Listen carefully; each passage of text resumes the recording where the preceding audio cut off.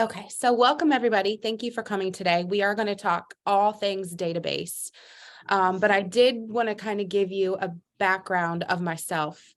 I started in real estate in Columbus, Ohio in 2004, moved here to Burlington in 2008 and had zero database. Grew a business and really still did not essentially pay attention to even what database was, probably till about 2 or 3 years ago. So please know that you can be successful and not have an organized database. But in all reality, what you don't realize is you have a database. You're just not touching and nurturing it and having it organized and inputting it in a way that allows you to get a return back out of it. And some of the things I'm going to go through today are going to show you how valuable and how important the database is when you touch it, when you nurture it, when you grow it, when you pay attention to it. Business becomes easy, or a lot easier, because in all reality, you should be getting a 10% return out of your database on an annual basis, year over year over year. So if you, and we're going to go through this in a second, if you look in your cell phone and you have 500 people, if you're touching those 500 people at a high level, you should get 50 pieces of business out of it year over year over year. And that was something I wasn't doing. I realized really quickly, as many people as I had in my database, I really was not touching and engaging them and keeping it organized in a way that I was getting a high return out of it. And once I did, business got a lot easier. And I also built deeper relationships because I was touching and nurturing people at a higher level. So I'm going to pull up some slides just to keep myself focused. So today, I want to go around and everybody kind of share how many people do you have in your data. What you guys cannot, I did this last time. 1 second. Share screen.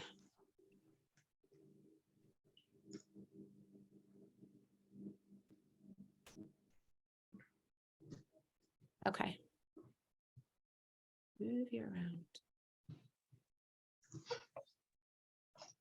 Okay. First question, I would love everybody to go around and say, how many people do you have in your database, or do you even have a database? Anybody want to share that number out loud? If you don't have one organized, that's okay too. Look at how many contacts you have in your phone. How about your number of friends on your Facebook page? And essentially, the total number that's in your phone, the total number that's in your Gmail account or whatever email you use, the total number that's on your Facebook page, those are all your database. And if that's 5,000 people, you should be getting 10% back in business year over year over year, if you touch it, if you nurture it at a high level. Does anybody want to share? Do they have on their phone or on their Facebook page?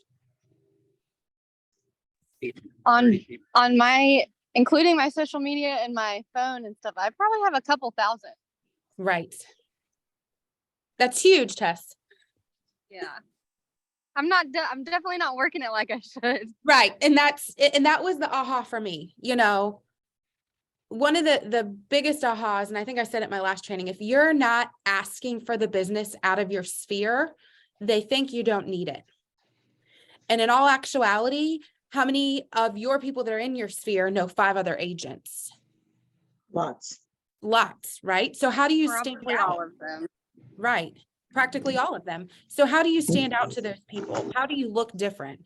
And the thing is you just have to be in front of them more and provide them more value. So if you are square root 1 at the foundation of building your database, here are some places I would encourage you to go to first. Dump your cell phone into some sort of CRM software, your Christmas card list, your wedding invitation list, all of your family, everybody that you've ever emailed, everybody on social media that you have their contact information. If you have children, you know, you get access to all of the parents' emails and phone numbers in each class, put them in there. If you're in any part of any organization of any kind, any charity, church, your neighborhood, anywhere that you can get contact info, put it in your database.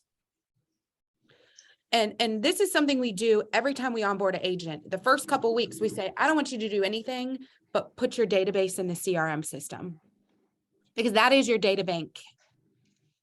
And here in a moment, we're going to monetize that and look at what it really looks like. And we did this as a team. And this is, 2 to 3 years into doing this at a high level and organizing at a high level and touching it at a high level. And we saw a huge number at the bottom of it that was like a red flag to us. Like, we are not touching and nurturing our database enough, because we are missing out on a lot of deals. So once you have your database, what do you need to do? How do you need to organize it? And what's the value you need to provide it so that they do come to you? So the biggest thing is making sure you tag it appropriately. What CRM systems are you guys using? Boomtown, but not excessive, not to the degree I could. Yeah. We use KV Core. We did use Command. I've used Market Leader. Oh, I used Market Leader when I was up in Burlington. Yeah.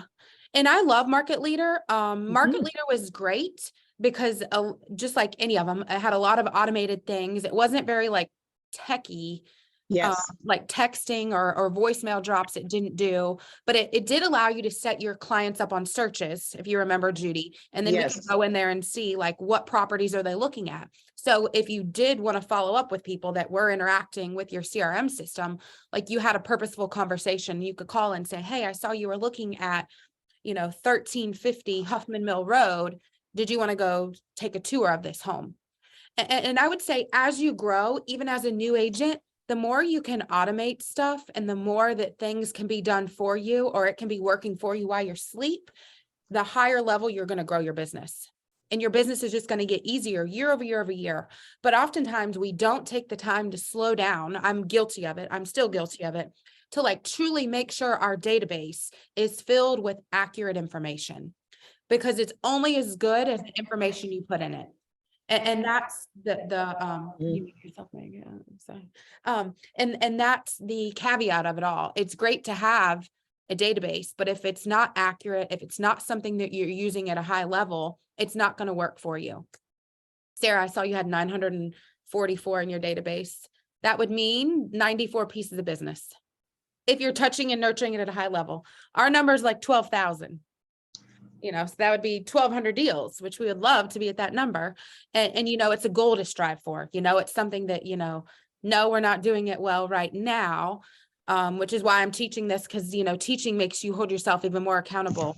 But it's something that you can constantly improve on. My problem was, 10 to 15 years ago, I was still in a Rolodex and a notebook and business cards. I mean, I literally had this pretty book that I found it recently, this pretty book of laminated sheets where you would like insert people's business cards Mhm. into it. What the technology wasn't a thing, is what I'm trying to say. When I started, you still T9 text people, so it's came a long ways, which is why, I probably don't have as much accurate information in my database. I think we have maybe like 30% of them have emails. Correct me if I'm wrong, Mary Carol. 30 to 40% of them have phone numbers. Another 40% of them have an address, but it is accurate. We don't know, so we have really been diving deep and making sure it is accurate, calling our database, updating it, adding new people to it. Because it's one thing to have a database, but you still have to grow it. So we're going to talk about numbers that you need to track here in a moment. So once you have a database, once you've inputted into whatever CRM system that you're using, the next thing you need to do is make sure that you categorize it in a way that makes it more applicable to touch. How you need to be touching your A buyers is not how you need to be touching your past clients. But if it's not set up in a way that you can be staying in front of your past clients or touching your A buyers on a daily or every other day basis, then you're not really utilizing it to its full capacity. So step one is getting the information in there. Step two is organizing it and make it touchable in a way that's relevant. And then the next thing is, how do we provide it value consistently? How do we appear to be the experts? And how do we give these people knowledgeable advice? So let's talk out loud a little bit and share, what information do you think somebody wants to learn if they're a first-time buyer in your database? What's information you should be sending them?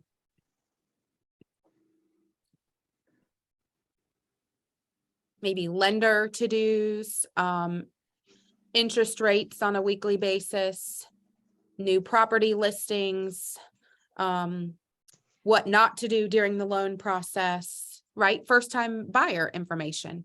Whereas somebody that's already bought a home from you, what's information they want to know? Are you in the neighborhood? Yep. What have other homes sold for in the neighborhood? What's going on in the area? What are activities I could attend? What's the value of my property? You know, we get phone calls a lot, like, I want to paint this room, who's a painter? So vendor information is good. How to organizing, buying and selling at the same time. Absolutely. All of those are great things for people to learn. So you have to meet your people where you're at. And the only way they're going to interact and work with you is if you're constantly providing them the value that they need. Not that they even, sometimes they don't even know they need it, but you need to be a step ahead and look like you are the expert and give them information that they can then take action or feel confident that I am doing the right things I need to do with my home to ensure when I do sell it, maybe in a few years. We have lots of people that'll call and say, you know, I have an extra $20,000 laying around and I want to update my house. What's the best thing that I need to do that gets me a return? Is it putting on a new roof or is it updating my kitchen? You know, and those are things that we give them advice on. But if we haven't constantly been sending them stuff to begin with, they're probably not going to feel confident or even think of us to call for that information.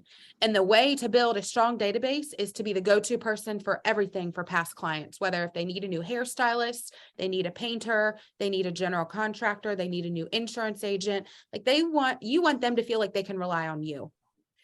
But in order to do so, you can't be reaching out to them once a year. You need to be reaching out to them consistently. So, you know, I know that there's a million plans out there, the 33 touch, a 12 touch, an 18 touch, the 5x5, all the things. Consistency is everything. So you need to make sure your CRM system is set up in a way that can do this for you consistently, but you still have to do your part as well. You can't just expect your CRM system to do everything for you. I recently, just the past 2 weeks, spent my time going back through every property I've ever sold and touching them and giving them a market analysis update of what's going on around them, what's going on in their neighborhood. When the tax values went up, I made a post and sent out an email that said, hey, do you want to know, is your tax value the actual value of your home? And you'll be surprised how many people raised their hand and said, yes, let me know. And a lot of them were accurate. Some of them were, you know, I said, you probably shouldn't say anything because you're actually a little bit lower than what your real value is, you know, but that's value that they're looking for. So I think oftentimes, you know, we go in autopilot as an agent and we don't stop and slow down long enough to think like, what do we hear, or what's the buzz, or what's everybody questioning right now? And instead of them coming to you, you go to them and say, hey, I know this is going on. I'm here to help. Here's the value I can give you. And when you do things like that, you're going to create a client for life. When you're 5 steps ahead and coming to them with the information versus them worrying and asking everybody else or agents that are not knowledgeable, you know, you're going to lose business. I watch so many and listen to so many podcasts, but there was a stat on somewhere last week that most clients work with the first person that answers the phone and not the best agent. Wow. So what does that say to agents that are valuable and knowledgeable? If we're not answering our phones, or if we're not forthcoming and being proactive and providing value and staying in front of them, they're going to, you know, they're going to work with whoever answers their phone first.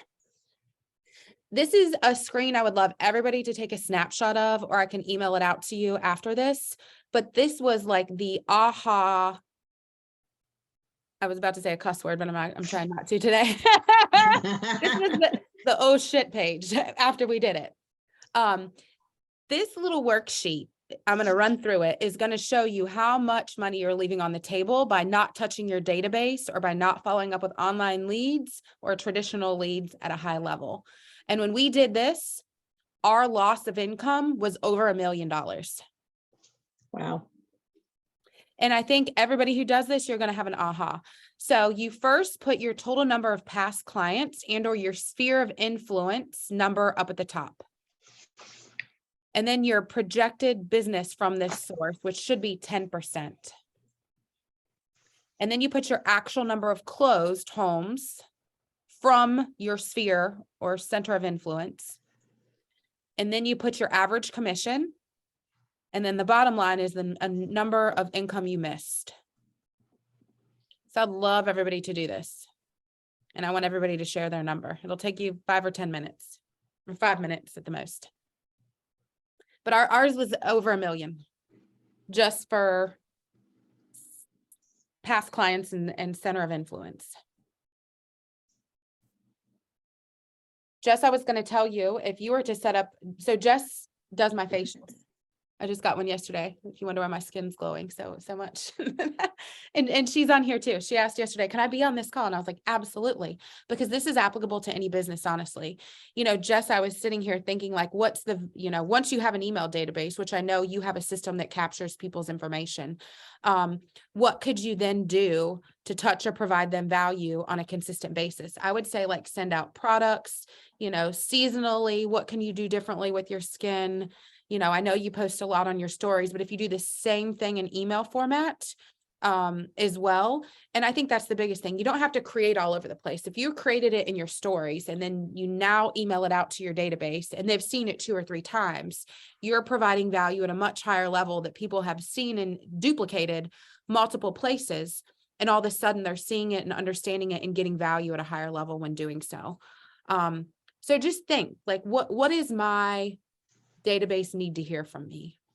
What are events, you know, to me as a freshly new mom, I feel like I still struggle with like, what should I be setting my kids up for? Like when's T-ball signups, or what's a new park that's opened, or what am I going to do with my kids in the summertime?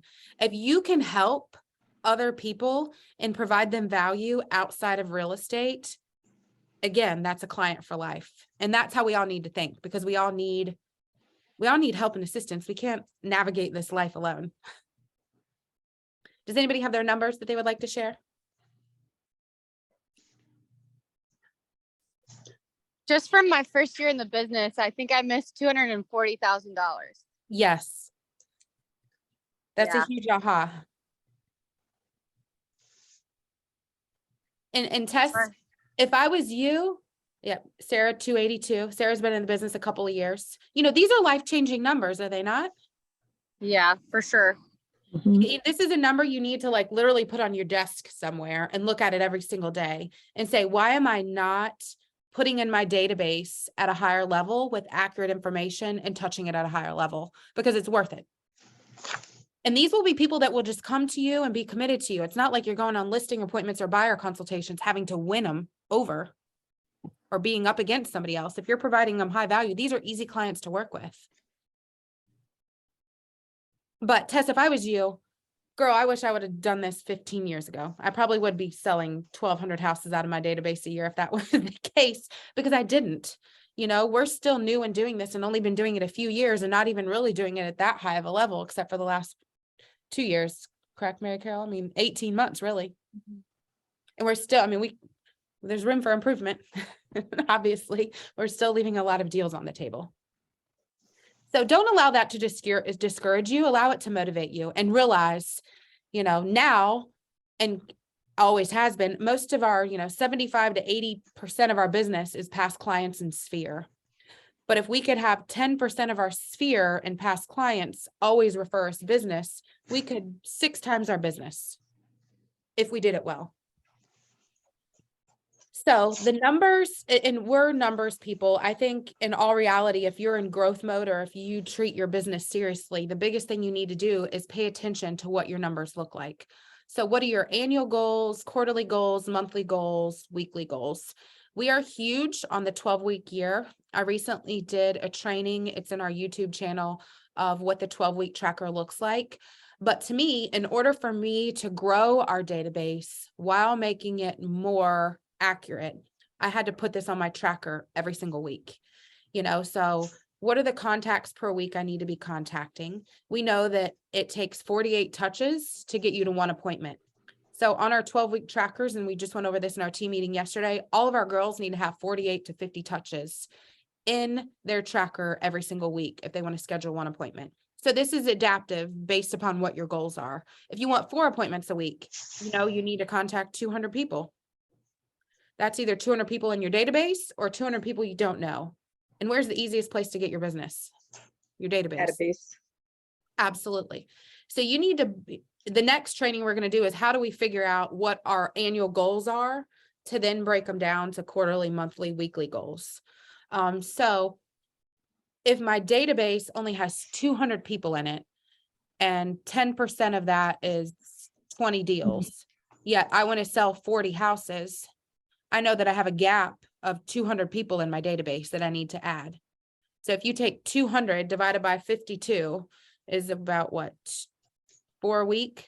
That means I need to be adding 4 people to my database a week in order to get my database to the level I need it to be to sell 40 houses a year. So those are some of the numbers we're going to go through the next training session. But I just wanted to give you a snapshot and make you think like, what am I missing?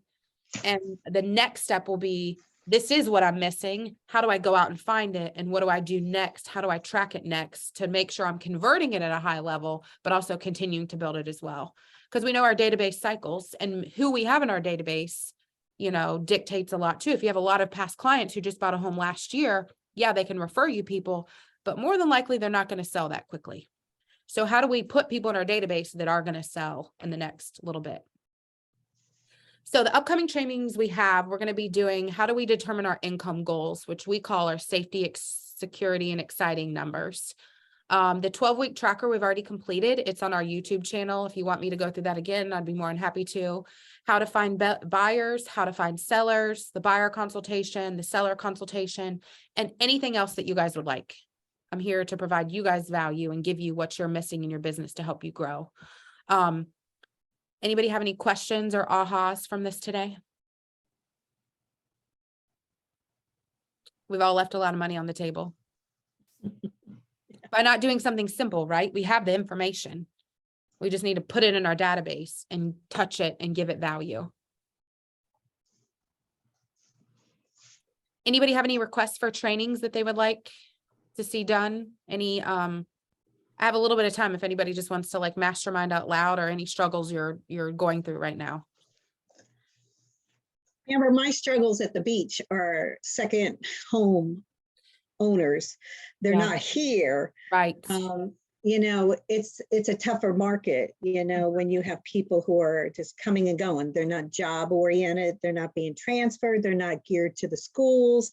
When I left Burlington, I was making a pretty penny, and it was like starting all over again when I came to the beach, because it's a total different world. It is a total different world. And just struggling with that and trying to get almost like a new database again. It is. I'm actually just starting to reach out to my agents to say I'm here, the people in Raleigh and all, so that if they have people, I can become their go-to. But I'm finding I'm gearing more to agents more than people because of the people being missing. Yeah, I was going to say you almost need to, I would do 2 things, Judy. One, I think I would go into the tax records and do some like golden letters to the homeowners directly to wherever their mailing address is. Okay. And get your name and face in front of them. I know we get those a lot from having our beach house. We have agents that like mail us stuff or postcards in the mail saying, hey, if you're ever looking to sell, or if you're looking to buy another, Airbnb property down here, I'd love to help, and maybe even take it a step ahead and say, hey, here's what's currently on the market. Print them out a little sheet and send it to them. Because oftentimes most people do have multiple properties down there. Right. Okay. Or just let them know what's going on in the area too. I'll tell you a good place is to look at the community pages, because I get on the Ocean Isle, like beach bum page when I'm looking for like vendors. I would maybe get on those pages and interact with people on those pages too. Okay. Yep. And then again, I think you do have to reach out to agents, because a lot of the times, we have people here that want to buy a second home at the beach, and of course, then, work it that way too. Now, does your company have referral company, a division, or do you handle it hand on hand? Do you call the agent themselves and do your referral? Or we just call you directly and do the referrals. Yeah, okay, absolutely. Good. Who are you working for there? I'm with Codwell Banker Seacoast. Okay. Yeah. It's one of the biggest ones here. Yeah, it is. But we have a relocation company, and that kind of bites. Yeah. I don't know how else to put it nicely. I know. No, I think all relocation companies bite. It's been a struggle for me. Yeah, that is hard. Most definitely. But anybody else? I like it. Thanks for that input. I appreciate Yeah, it. absolutely. Anybody else want to pick my brain, or everybody's good? I do. I feel like I ask this a lot, but I feel like I get so weird when I try to just like cold call or reach out to people, even on like messages. Like your point is saying, if you're not asking for it, they don't know you need business. So like, what's a non-awkward way to ask for business directly? That's a great question, Tess. So I tell my girls this all the time. I did not grow my business by cold calling people. I literally grew my business by showing up and providing value and staying in front of people at a high level. Meaning, like adding people on your Facebook, adding people on your Instagram, interacting with them. Showing up, you know, even at an event, Mary Carol will tell you one of the first questions I ask everybody is, where do you live? And I do that because people like to talk about it. Oh, I live on Forestdale Drive. I'm like, oh, the house 2 doors down from you just sold. And I think when you show up and you show that you're a serious real estate agent and you're knowledgeable, people want to use you because they see your passion, they feel your passion. And I'm just like a big energy person. It's one of my values. You know, I think we talked about this test, like harmony and energy around me, I value. So if you can make people feel like you love what you do and you're serious about it, and then they see you on Facebook and they see your success and they see you out in public with your kids and you're true to who you are, like you're going to attract good things and do so consistently. Providing value doesn't feel like a cold call. Yeah. And Mary Carol just said, I don't know if you heard her, providing value doesn't feel like a cold call. It's giving them what they want. Yeah, that makes sense. I would say, you know, all your friends that you know, message them or go ahead and I do like Loom. I don't know if you've ever used Loom, but do like a Loom video of like, here's the current market value of your home. Here are some homes that sold in your area, in your neighborhood. Set them up on a market update. So they're getting market updates once a month based on what's going on around them. And I think if you do that subliminally and continue to do it, you are asking for the business essentially. And, you know, I always say there's a book that's called Jab, Jab, Hook. Value, give them value, give them value, give them value, and then ask for it. But the thing is, you're going to open up conversations if you're sending them this kind of information, correct? Like if I emailed you, Tess, and said, your home is worth $275,000. And then I updated you on the new school district. And then I updated you on events that were happening in your area.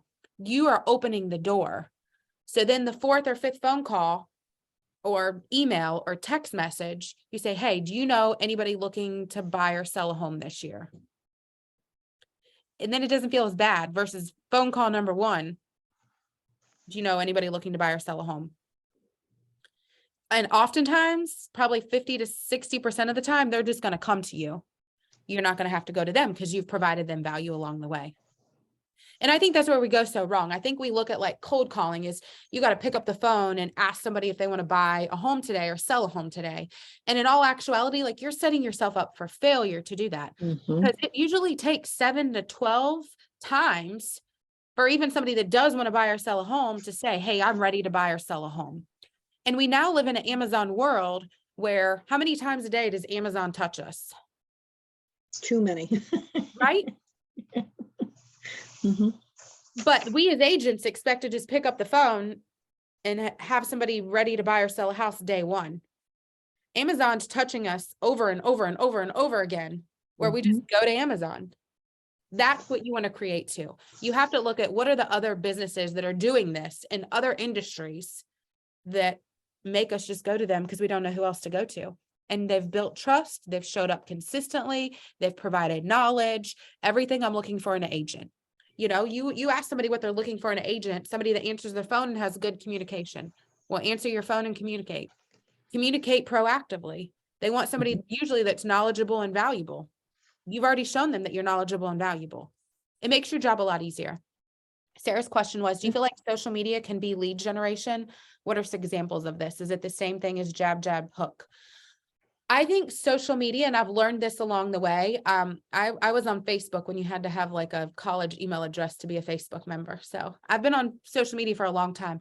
I think the biggest thing is you can have a good message on social media, but if you don't have followers, it doesn't matter.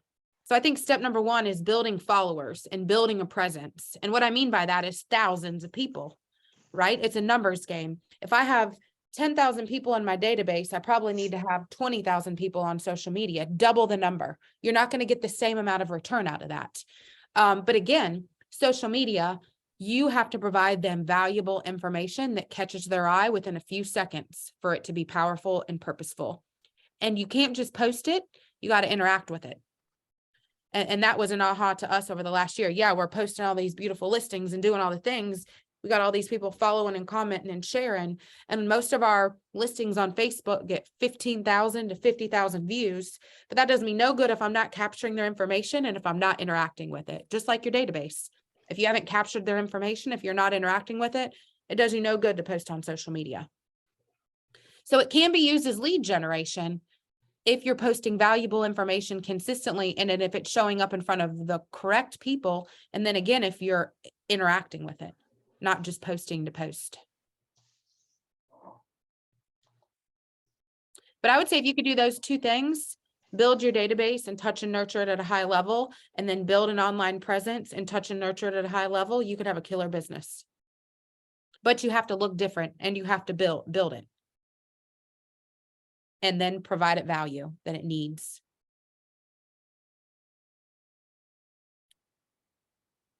And do it consistently. I mean, every single day, I have certain things that I do that maybe today it doesn't feel like it was productive, but tomorrow it pays off. And I think the bad thing about Amazon is it has put us in a world where we want instantaneous gratification. You know, it can happen at a massive level. It is just going to take time and you being dedicated and you doing it consistently and not giving up. And I know there's so many valuable agents out there that just need poured into, because I was one of them. My first year, I sold 0 houses. My second year, I sold 8 houses. My third year, I still had a negative tax return. And I just think if I would have given up, look at everything I would have given up on this side of things. Like, you just have to keep going, but do the basics. Like, I'm in year 15 here locally, and I'm still doing the same thing a new agent needs to do. It's when you lose sight of what you need to do as a new agent is when you lose business. So, you know, what I'm telling you guys here, I still am holding myself accountable to this day. I still add to my database every week. I still touch it almost daily. I still do social media at a high level, using my voice, interacting with my people. I still try to build my social media. You know, you can never lose your edge. You always have to stay paranoid. Because it does get harder. Anybody else have any other questions? I hope everybody found this valuable today. I would love everybody to share one aha or one thing they're going to go and do.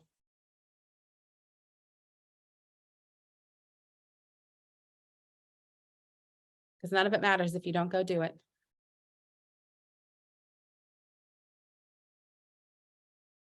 Jessica said, create a newsletter for your clients. Absolutely, girlfriend.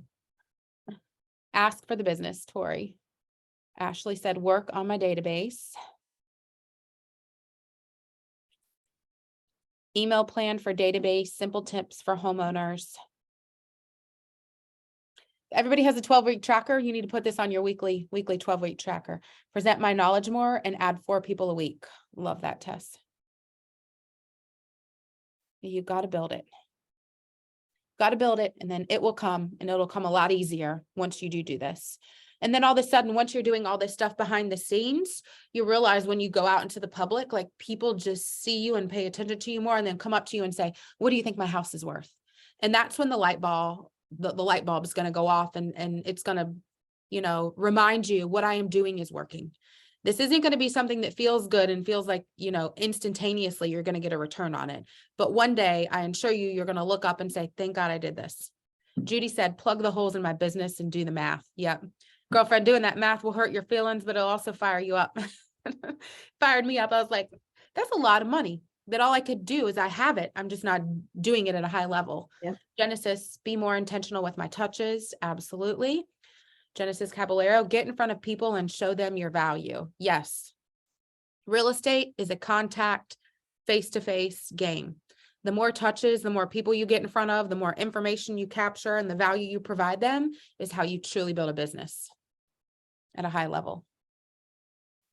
All right, everybody, go have a great day. I am going to post this on our YouTube channel if you wanted to go back and review anything. But next week, we'll go over how do we determine what our goals need to look like based upon our safety, security, and exciting numbers. So take care, and we'll see you guys again soon. Bye-bye. I'll send it to you, Judy.